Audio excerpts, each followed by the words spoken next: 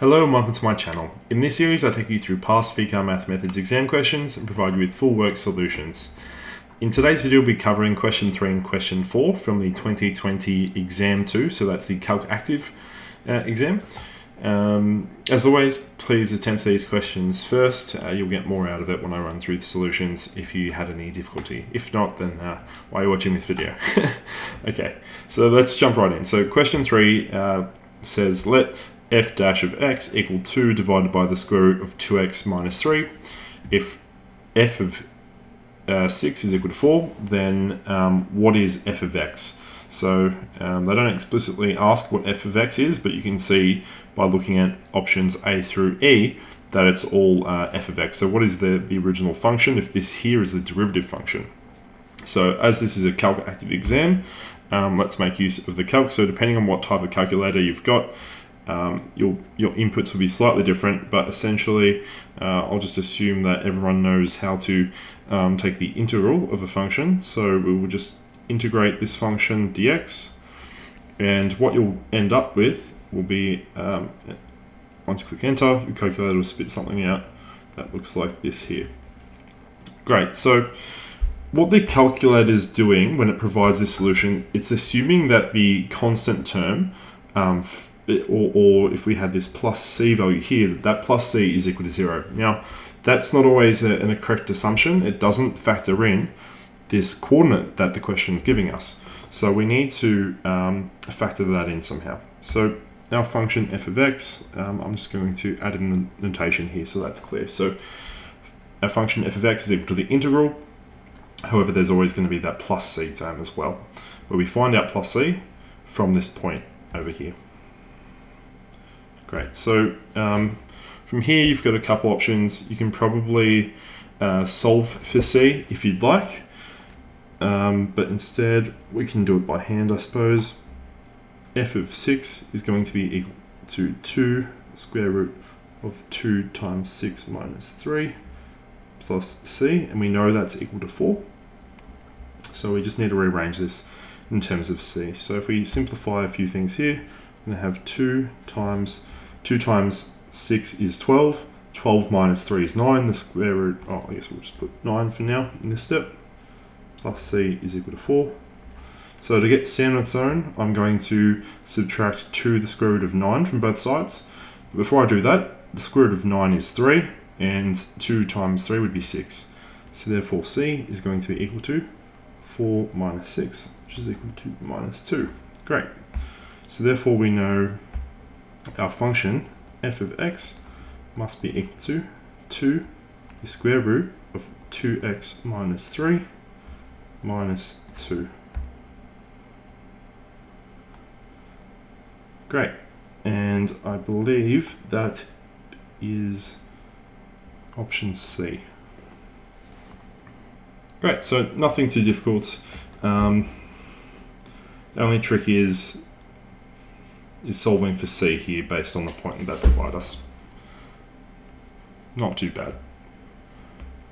Moving on to question 4. The solutions of the equation 2 cosine of 2x minus pi on 3 plus 1 is equal to 0. So we know that cosine has a domain that spans from minus infinity to positive infinity.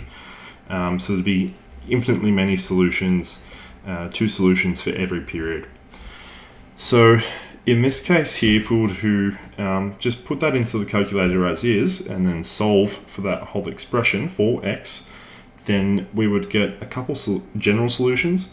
So when I did that, the 2 general solutions that I got x is equal to 6n minus 1 pi on 6, and the other one I got was x is equal to 2n plus 1 on 2 and times pi. Great, so then comparing that with the options that we've got A through E, we will need to rearrange our answers to look like the form that they're providing in their solutions here. So if we look at this first solution, 6n minus 1 times pi on 6, well, the first thing we probably notice is the calculator gives us n's, and instead here we're given k's. That's not really an issue since they're sort of interchangeable. Should probably state in this solution For correctness, that n is an element of z, just like k is an element of z here. So you can see if we swap the n's and k's, that might help. So it might as well go and do that. And let's change where the pi is as well. Put it on the other side before the bracket. That might help things look a bit more similar as well. Over 6, or x is equal to pi 2k plus 1 on 2. Great. So this solution here, we can see it's present in options C and options D. However, the second solution isn't.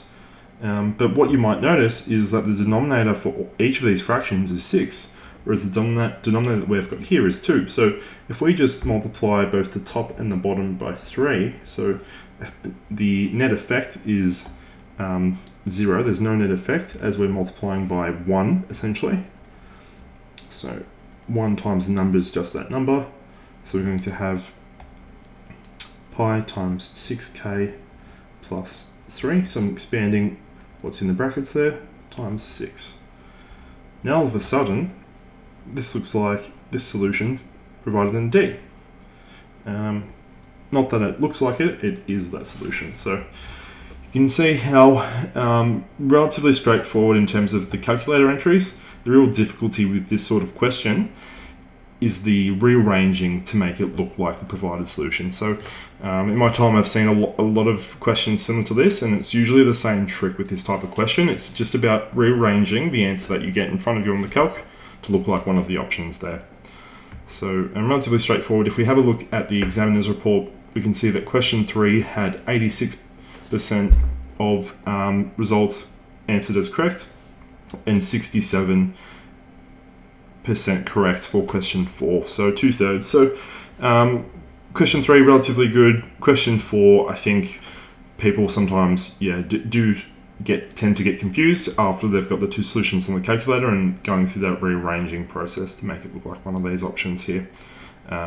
Just something that to keep in mind if you have this question come up on this year's exam.